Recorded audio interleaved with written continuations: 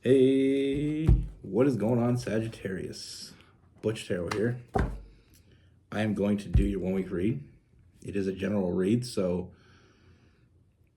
take what resonates, leave the rest. It is for your sun, moon, rising, and your Venus.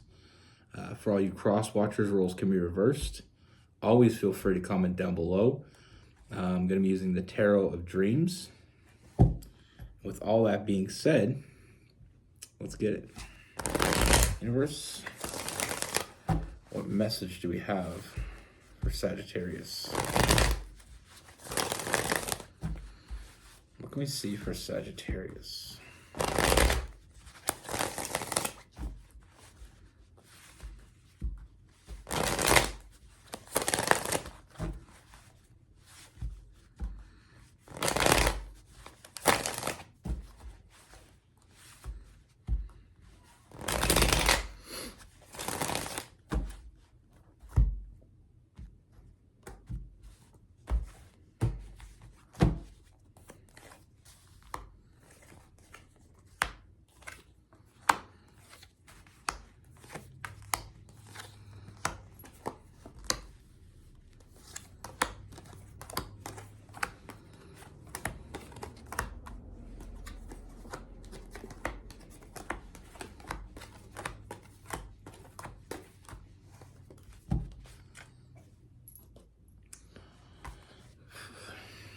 All right, Sagittarius, let's get right into it.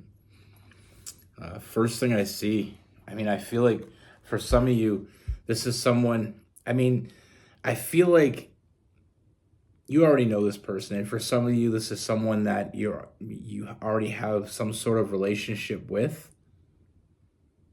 and it's time to move forward with it. It's like it's come to a point where we need to move forward. Because it is getting stagnant. And for others, this is someone that you have a connection with, but it hasn't really developed into being together. And what I mean by that is this could be someone that you're already with in a relationship. For others, this is someone you want to be in a relationship with, but it hasn't progressed. I just feel like stagnant energy all the way around. I feel like you can never really read this person. And it almost feels like the closer you get to them, the further you feel away from them.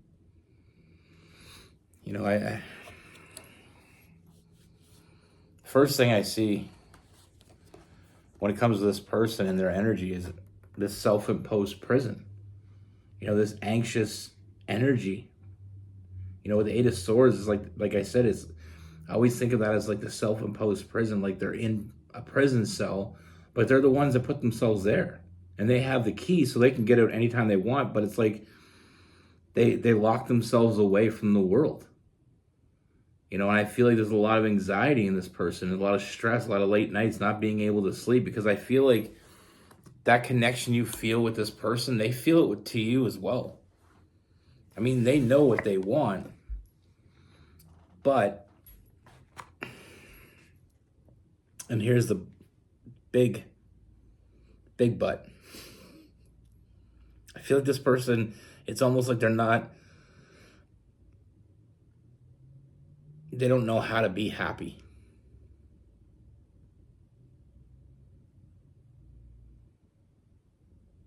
So instead of giving into this, they they keep it from you. Like I feel like I said, you can't really read this person.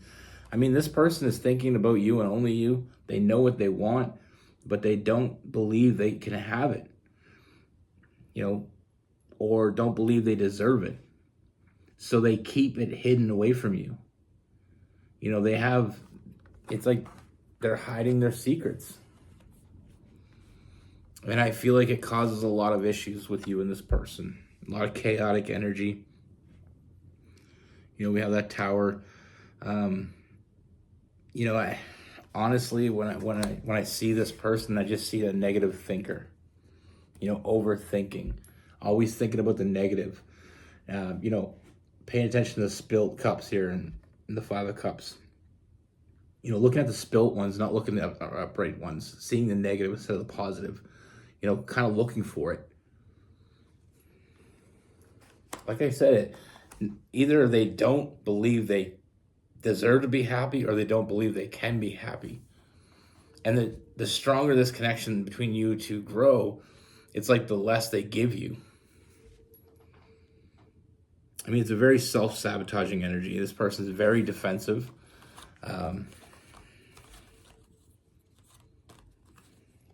You know, that hot and cold energy with the Five of Pentacles. You know, the hotter it gets, the colder they become. In the sense that the more connected you feel to this person, the more they try to push you away. It's very defensive. You know, it's a very defensive energy. You know, it causes that, like I said, that tower. I mean, I feel like it's a self-sabotaging energy. They're doing so much work to push you away when it would take a quarter of that work to accept this. But they're doing all that work. You know, they don't, I mean, it's a matter of trust. And it's not that they don't trust you, they don't trust themselves.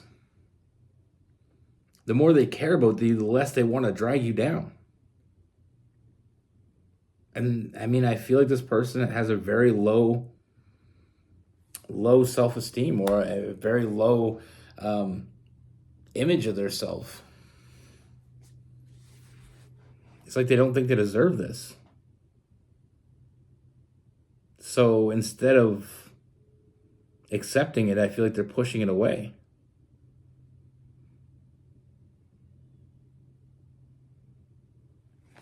But one thing's for sure, they're not being honest with you with their feelings. I feel like they may even tell you they don't have feelings. It's another form of pushing you away. Or they don't acknowledge their feelings. Either way, it's just like they're making it harder and harder for you to hold on to this. And it's not because they don't care. That's the strangest thing about this whole read. I mean, this person is struggling internally. And that's where it is. I mean, they're feeling defeated because they want this. They don't want to push you away, but yet that's what they're doing. I mean, I don't feel like this person ever really had this type of connection. And I mean, they're just squandering it.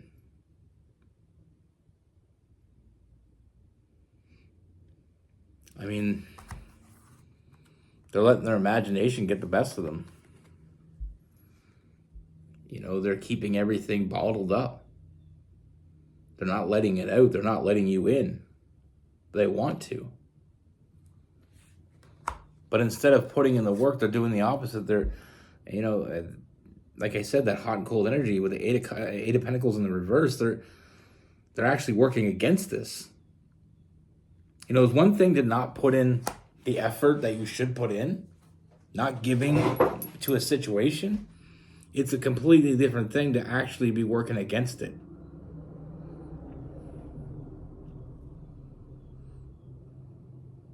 I mean, this person it's under the impression that they're going to hurt you. So before they hurt you, they're going to push you away. I mean, this person cares about you.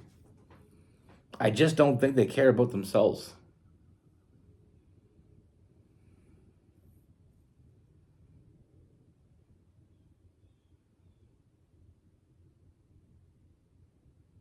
I mean, they're so out of balance. I mean, with that Temperance in reverse, that Sagittarius in reverse, I mean, you know, Sagittarius are known to be the optimist. I mean, I'm a Sagittarius sun and moon. I'm a pretty optimistic person. But it's like the opposite of that. It's like this person is just, they can't enjoy it. They can't let themselves enjoy it, even though they know they would. But I mean, it's like worst case scenario with this person. You know, in the beginning, I feel like there was this like spontaneous, flirty energy. I mean, I feel like there was this great rapport. Everything was going good. And then when this person started to have real feelings for you, that's when this shit hit the fan. You know, they're overthinking, like I said, they're overthinking this. You know, with that Four of Swords energy, that overthinker. I mean, they're very defensive. You know, They're pushing you away without actually telling you that's what they're doing. And it's like they feel like they got some savior complex, like they're saving you from them.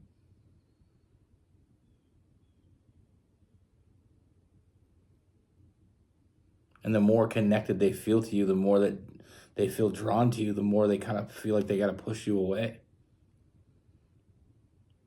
And with that hot and cold energy, I feel like this person sometimes even tries to ghost you, but they keep coming back because they know what they want. They just don't believe that they can have it. I've seen this before. I read a lot.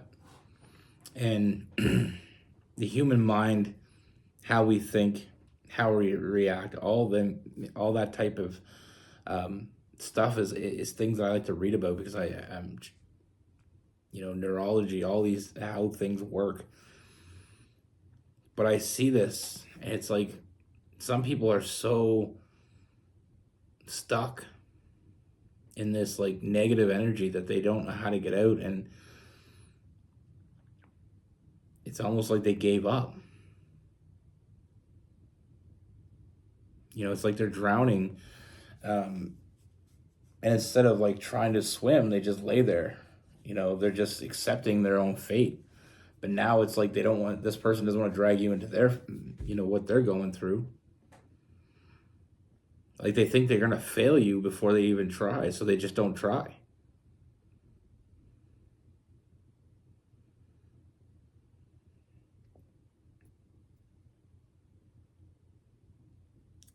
And like I said, they don't trust themselves. This person is this is a preemptive strike. I mean, they're stopping this before it gets started because of something that may or may not happen. But they can't seem to completely let go, and I feel like that's what's really confusing for you. Is like I said, I mean, they may even go cold on you, they may ghost you, but they always seem to come back because they want you, and they don't want to be the way they are, but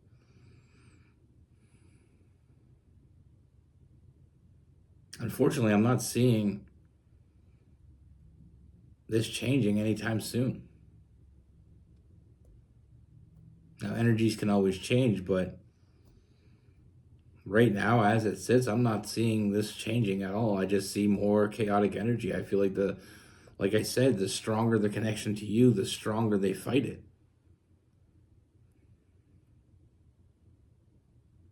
But they do care. They authentically care.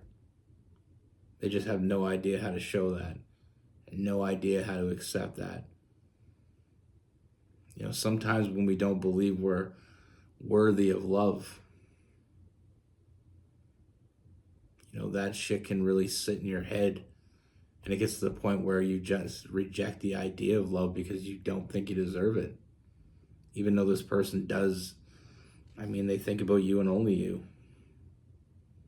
And it's like some kind of hero complex where they think they're saving you from it. Like I said, I feel like this person even they may even tell you that they don't want this. But their energy says a different story. And that shit is confusing. When you're around someone, you feel like connected to them, and you feel like they want you, and you feel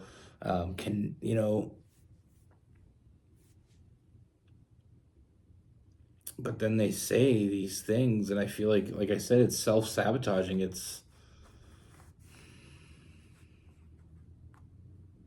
They're sabotaging their happiness, and they're sabotaging yours. I mean, I see there could be happiness here if they allow it to, but they need to communicate. And I feel like that's going to be the make or break with this, whether or not they communicate with you.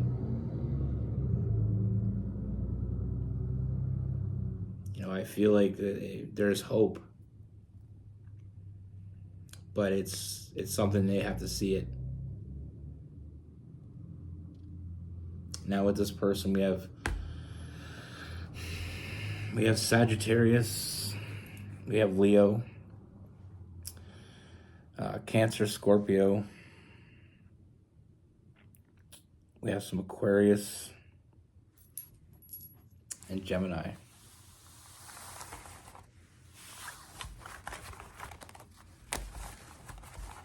You know, on my free time, when I have free time between my regular job doing this and, you know, my kids and family,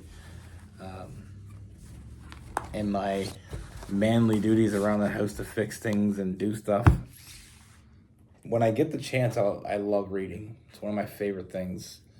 And I always read, like, I'm always trying to read how their minds work.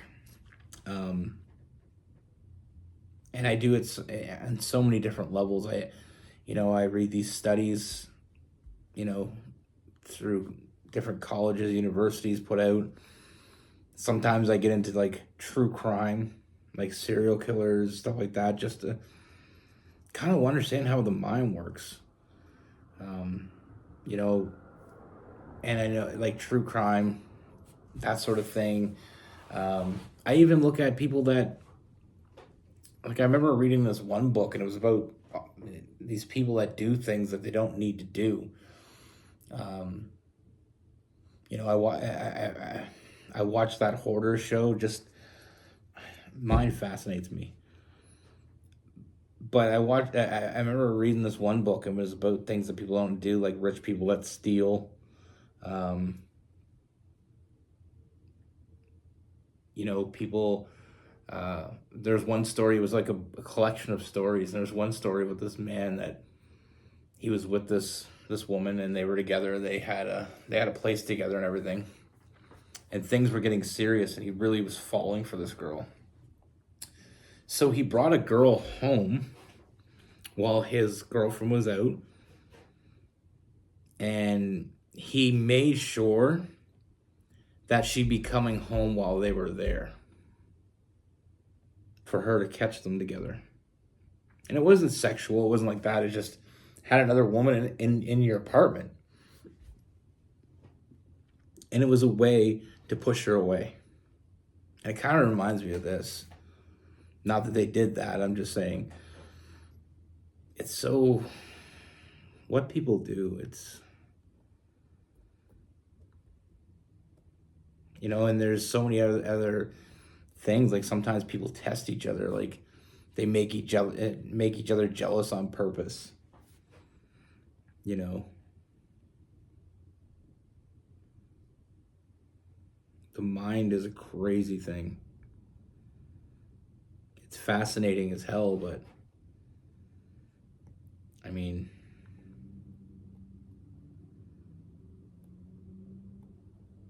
you know, and it's the more I read and the more I try to understand, the less I do, if that makes any damn sense.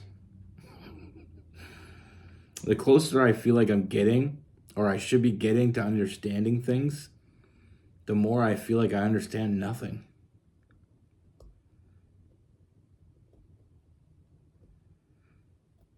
Like I watched this show, it was a true crime show, it was called Mindhunters. And the level of crazy in that show.